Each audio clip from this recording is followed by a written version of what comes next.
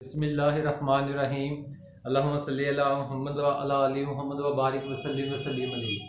Dear students, बड़ा आज के लेक्चर में पेज 76 पे और 77 पे हम पढ़ रहे हैं some viral diseases in humans. खुद लिख लें, some viral diseases in humans.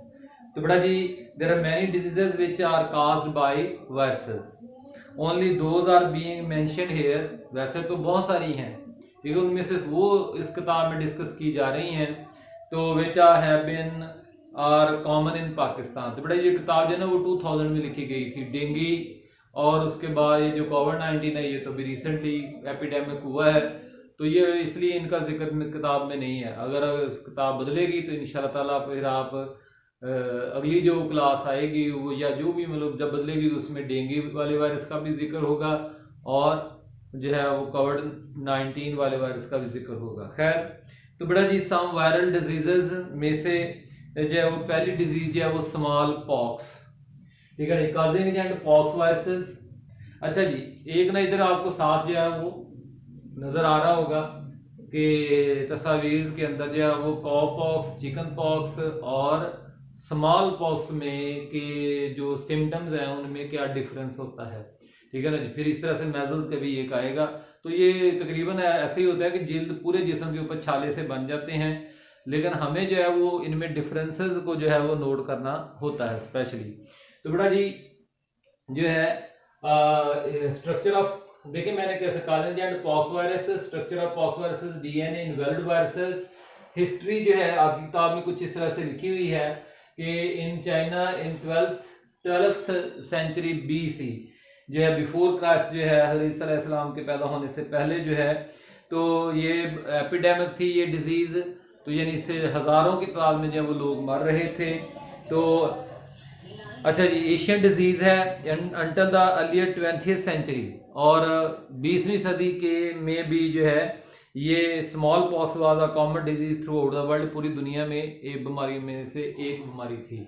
तो बेटा जी, अब इसकी जो है स्मॉल पॉक्स यानी हिस्ट्री के बाद जो है सिम्टम्स आ गई हैं। रेज फ्लूइड फिल्ड वेसिकल्स, छाले बने हुए होते हैं जिस्म के ऊपर, छाले बन जाते हैं जो कि बाद में पस्चल्स बन जाते हैं, यानी जख्म वो खून से भर जाते हैं, ठीक है, लेटर ऑन। और फिर जब वो फट जाते हैं, फिर खुश्क होता है वो जख्म, तो फिर वो जिस्म के ऊपर जो है ना वो स्कार्स रह जाते हैं, जख्मों के निशानात। उन स्कार्स को पॉक्स कहते हैं।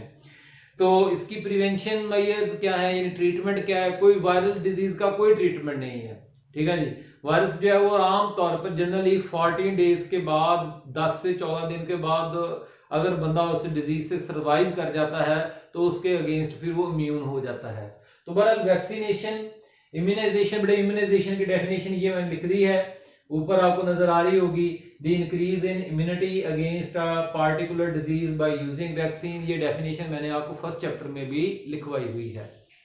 अच्छा जी, तो बड़ा जी 1950s जो है, by the 1950s immunization and other control measures, और भी दूसरे हिफाजती इकदाम वायरल डिजीज से बचने का एक ही है, वॉशिंग एंड क्लीनिंग ही सबसे बेहतरीन जो है वो कंट्रोल मेजर्स में है। तो and had largely decreasing the danger, but it is still present in third world countries. अभी भी ये थर्ड वर्ल्ड कंट्रीज में जो है वो मौजूद है, अफगानिस्तान, पाकिस्तान, ठीक है, बांग्लादेश, श्रीलंका, इस तरह के जो ममालिक हैं इनमें। तो जो है where many people are affected. In 1980s it was declared by World Health Organization, WHO जो है वो 1980 में ये क्लेम करती है कि उसने पूरी दुनिया में जो है वैक्सीनेशन के तरीके से स्मॉल पॉक्स को खत्म कर दिया, रेडिकेट कर दिया, रिमूव कर दिया है। अब बड़ा जी, अगली डिजीज जो है वो शुरू हो जाती है हर्पेस सिम्प्लेक्स। क्या शुरू हो जाती है? Herpes simplex.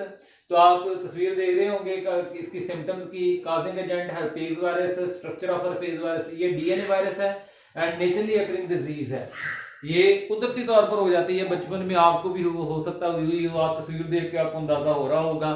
तो जो है अब बेटा जी जो है द मोस्ट हर्पेस वायरस जो है it is naturally occurring disease of mankind in this vascular lesions, ठीक है ना जी। बेटा वास्कुलर जो है ना वो टिश्यूज के लिए बोला जाता होता है, एक ग्रुप ऑफ टिश्यू के लिए। लेयंस जख्मों के लिए, उसमें जख्म जो है ना वो लंबे लंबे बन जाए, ठीक है ना जी। तो जिस तरह से पत्थर के अंदर दराड़े बने हुए थे, इस तरह से जिल्द में दराड़े बन जाएं, इस तरह के जो हैं, तो या जो है वो गहरे हो जाएं, लंबे गहरे lesions in the epithelial layer, outer layer of the ectodermal tissues, skin, ectodermal tissues, ठीक है, वास्कुलर लेयर लंबे जख्म, एक्टोडर्मल टिश्यूज जिल्द की। तो ये ज्यादातर ये सिम्टम्स जो है वो शो होती हैं किसके अराउंड, माउथ के इर्द गिर्द और ऑन द लिप्स और एट अदर स्किन साइड। उसके अलावा असल में ना हर्पेस सिम्प्लेक्स की 3 किस्में हैं, टाइप 1, टाइप 2, टाइप 3। ये हम जो पढ़ रहे हैं ये टाइप 1 है, सेकंड ईयर में टाइप 2 पढ़ेंगे वगैरह। इन्फ्लुएंजा, इन्फ्लुएंजा बड़ा ये अगली बीमारी जो है, पहले तो काजिंग एंड स्ट्रक्चर जो है, तो देखें आपको फिगर में भी नजर आ रहा होगा कि ये इन्वेल्व्ड आरएनए वायरस है, कॉल्ड इन्फ्लुएंजा वायरस, ठीक हो गया ना जी। तो ये कॉमन है, आम मतलब हो जाता है। तो हालांकि इसमें ना इन्फेक्टेड होने के जो चांसेस हैं वो 10% है, और वो जो 10% है उनका 20% बंदा जो है वो अमेरिका में जो है वो इस इन्फ्लुएंजा से मरता है। तो यानी इन्फेक्टेड में से 20% जो है वो मरते हैं। तो बहरहाल जो है अकर्स एंड एपिडेमिक फॉर्म्स, तो बहरहाल इसको भी वही, ये भी छूने से जितने भी बड़ा जी इन्फ्लुएंजा हो गए हैं, सार्स के जो है वो, या कोविड के हैं, इस तरह के जैसे आप देख रहे हैं, ये सारे जो है ना वो छूने से फैलने वाले हैं, कंटीजियस, इसीलिए इन्हें कहा जाता होता है एपिडेमिक है वगैरह। तो फिगर्स में आपने देख लिया होगा। तो अब जो है ये मम्स एंड मेजल्स, तो पहले बड़ा ये मम्स एंड मेजल्स जो है इनका काजिंग एजेंट पैरामिक्सोवायरस। पैरामिक्सोवायरस एक वायरस का नाम नहीं है, बहुत सारे वायरसेस का एक ग्रुप है, ठीक हो गया ना जी। तो एक रूबेला वायरस भी इसमें आता है, तो इसकी जो वैक्सीनेशन होती है ना उसे MMR कहते हैं, mumps measles rubella virus vaccine जो है। खैर अभी आपके जितना सिलेबस में उतना याद कर लें। तो मम्स एंड मेजल वायरस जो है पैरामिक्सोवायरस, इसका स्ट्रक्चर क्या है, ये बड़े साइज के वायरसेस होते हैं, इन्वेल्व्ड होते हैं और RNA वायरसेस होते हैं। ट्रांसमिशन, बाकी सारे पॉइंट्स जो है वो ट्रांसमिशन में, ये कंटेजियस डिजीज है, ठीक है ना जी। जब ये ना कनपीड़े, मम्स को उर्दू में क्या कहते हैं, कनपीड़े, मम्स को उर्दू में कनपीड़े, और मेजल्स को उर्दू में क्या कहते हैं, खसरा, ठीक होगा ना जी। वबाई, कंटीजियस का मतलब है वबाई, epidemic, mumps is highly contagious. हम ना छोटे छोटे होते थे, जब किसी के ना कनपीड़े कनेडू निकल आते थे तो कहते इन्हों इतना ना कहीं कनेडू हो गया, तो वो फिर दूसरे बंदे को हो जाता है। यानी इस तरह वो असल में हम एक जगह पे इकट्ठे हुए हैं तो वायरस एक बंदे से दूसरे शिफ्ट हो जाता था, लेकिन इससे सेल्डम फैटल, ये खतरनाक नहीं है, इससे बंदा मरता नहीं है। तो 60% of the adults are immune to it, ठीक है ना जी। It occurs in common both, this disease is commonest in childhood and adults of the population, develop immunity in its victims, यानी पेशेंट 60% जो है वो लोग इससे इम्यून होते हैं।